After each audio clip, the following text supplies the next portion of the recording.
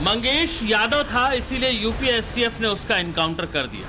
ये नैरेटिव पिछले 18 दिनों से यूपी में टीम अखिलेश की ओर से गढ़ा जा रहा था, लेकिन यूपी में एक और हुए एनकाउंटर में विरोधियों को इसका जवाब मिल गया। उन्नाव में यूपी पुलिस और एसटीएफ के एनकाउंटर में अनुज प्रताप सिंह ढेर हो गया।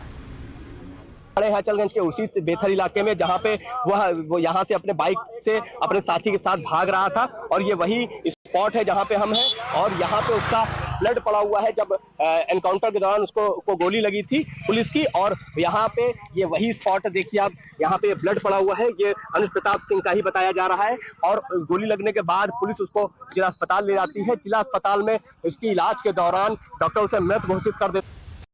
28 अगस्त को सुल्तानपुर में ज्वेलर्स शॉप पर डकैती की जिस वारदात को अंजाम दिया गया था, उसमें अनुज प्रताप सिंह भी मंगेश यादव के साथ शामिल था। मंगेश का तो 5 सितंबर को ही एनकाउंटर हो गया, और अब अनुज सिंह भी यूपी एसटीएफ के हत्थे चढ़ गया है। आरोप है कि अनुज प्रताप सिंह ने एसटीएफ कमांडो रवि वर्मा पर फायरिंग की। रवि वर्मा के बुलेट प्रूफ जैकेट में गोली लगी। एसटीएफ की जवाबी कार्रवाई में अनुज के सिर पर गोली लगी। अस्पताल में इलाज के दौरान उसकी मौत हो गई। मौके से पुलिस ने 2 पिस्टल, 7 खोखे और 3 जिंदा कारतूस बरामद किए हैं। बैग में चांदी के जेवरात और एक बाइक भी बरामद की है। गोली लगी थी, कैसे बचा हुआ? बुलेट जैकेट पहनने से उससे बचा हुआ। सर, इस पूरे सर्च ऑपरेशन के दौरान जो भी ऑपरेशन किया गया एनकाउंटर का, उसमें कितने राउंड फायरिंग की गई थी आरोपी द्वारा? वो तो गोली लगने पर मैं थोड़ा सा जैसे चोट आया तो मैं लुढ़क गया, तो इससे ज्यादा ध्यान नहीं दे पाया। उन्नाव क्षेत्र में मुठभेड़ हुई, जिसमें एक बदमाश घायल हुआ और दूसरा मौके का फायदा उठाकर भागने में सफल हो गया। घायल बदमाश की शिनाख्त अनुज प्रताप सिंह पुत्र धर्मराज सिंह निवासी ग्राम जनापुर, थाना मोहनगंज, जनपद अमेठी के रूप में की गई है, जो 1 लाख का इनामिया था। घायल बदमाश को प्राथमिक उपचार हेतु 108 एम्बुलेंस के माध्यम से सरकारी अस्पताल में भेजा गया, जहां से उसे प्राथमिक उपचार के बाद जिला अस्पताल उन्नाव भेजा गया। जिला अस्पताल में अभियुक्त को चिकित्सक द्वारा मृत घोषित कर दिया गया। जाहिर है, एक और कुख्यात इनामी बदमाश के मारे जाने पर इलाके में लोगों ने राहत की सांस ली। तो अखिलेश यादव एक बार फिर बेचैन है, लेकिन अब की बार उनकी बेचैनी थोड़ी अलग थी। याद कीजिए मंगेश यादव के एनकाउंटर को। 5 सितंबर की सुबह 3:25 पर मंगेश यादव का एनकाउंटर हुआ, और सुबह 9:15 पर अखिलेश यादव का सोशल मीडिया पर पोस्ट आया। इस लंबे चौड़े ट्वीट के साथ अखिलेश जाति वाला नैरेटिव लेकर आए थे, और सुल्तानपुर में हुए एनकाउंटर को ही फेक बताने लगे। तो वहीं अनुज प्रताप सिंह के एनकाउंटर के बाद भी अखिलेश यादव ने सोशल मीडिया पोस्ट पर रिएक्ट किया।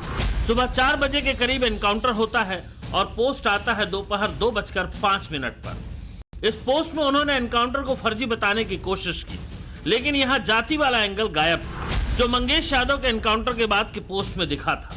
यानी जिस मंगेश यादव के एनकाउंटर के बाद सुबह सुबह ही अखिलेश यादव सोशल मीडिया पर एक्टिव हो गए थे, वहीं अनुज सिंह के एनकाउंटर पर रिएक्शन देने में दोपहर तक का वक्त लगा दिया। जाहिर है, यहाँ पीडीए वाला एंगल नहीं मिल रहा था। चलो, अखिलेश यादव जी का इच्छा तो पूरी हो गई, कम से कम ठाकुरों के एनकाउंटर करके उनकी इच्छा की पूर्ति तो हो गई। ठाकुर का भी एनकाउंटर हो गया। जिसके पास 35-40 केस हैं उनका एनकाउंटर नहीं हो रहा, जिसके पास 1-2 केस हैं उनका एनकाउंटर किया जा रहा है। सरकार की मर्जी है, जो मर्जी हो सरकार कराए। देखिए, अब उत्तर प्रदेश की पुलिस, योगी जी की एसटीएफ अकाउंट सेटल एनकाउंटर कर रही है। एक लूट में इतनी थ्योरी आ रही है, आपने कभी उत्तर प्रदेश में कोई ऐसी घटना नहीं सुनी होगी कि एक घटना में इतनी थ्योरी।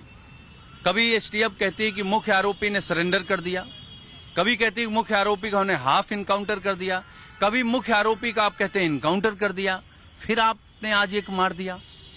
तो समाजवादी पार्टी, माननीय अखिलेश यादव जी, हमेशा इनकाउंटर प्रक्रिया पर सवाल खड़ा किया है, जाति पर नहीं। जाति पर तो सवाल तब खड़ा होता है जब पूरे इनकाउंटर की सूची देखी जाती है तो पता लगता है पिछड़े, दलित, मुसलमान आपने मार दिए, और आप बैलेंस कर रहे हैं, खाता बही सही कर रहे हैं। उन्नाव एनकाउंटर में ढेर अनुज प्रताप सिंह की क्राइम कुंडली मंगेश यादव से मिलती जुलती है। मंगेश यादव की तरह अनुज प्रताप सिंह भी 1 लाख का इनामी बदमाश था।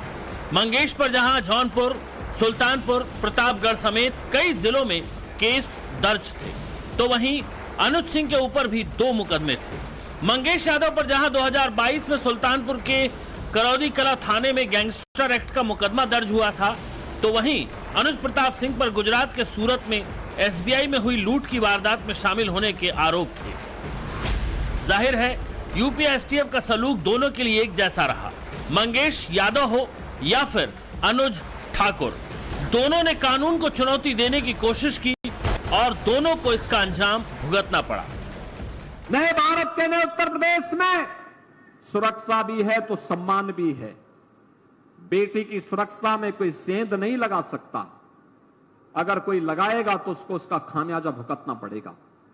व्यापारी की सुरक्षा में कोई सेंध नहीं लगा सकता, किसान की जमीन पर कोई कब्जा नहीं कर सकता, किसी गरीब की झोपड़ी को कोई उजाड़ने का दुस्साहस नहीं कर सकता है, और अगर करेगा तो उसको उसका खामियाजा भुगतना पड़ेगा। समाजवादी पार्टी यूपी के एनकाउंटर में जाति वाला एंगल ढूंढ कर लाती है, लेकिन वो ये भूल जाती है कि यूपी में मार्च 2017 यानी योगी सरकार बनने के बाद से अप्रैल 2023 तक 183 अपराधी पुलिस एनकाउंटर में मारे गए। इन 183 अपराधियों में 61 मुसलमान, 18 ब्राह्मण, 16 ठाकुर, 15 जाट और गुर्जर, 14 यादव, 13 दलित, 3 ट्राइब्स, 2 सिख, 7 ओबीसी और 34 अन्य शामिल हैं। यानी कानून के रक्षक बिना राग द्वेष के अपना काम करते हैं जो संविधान ने उन्हें अधिकार दिया है। उत्तर प्रदेश सरकार जब अपराधियों, माफियाओं और आतंकियों पर कार्रवाई करती है तो जाति और धर्म का चश्मा नहीं चढ़ाती है, बल्कि अपराधी को दंड मिले इसके लिए काम करती है।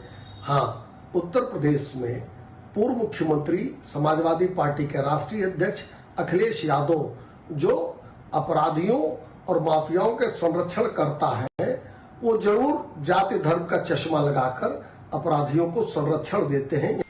चाहे ठाकुर का इनकाउंटर हो, चाहे पासी को हो, चाहे मुसलमान का हो, चाहे यादव, इनकाउंटर किसी का भी हो उसके खिलाफ हम लोग हैं।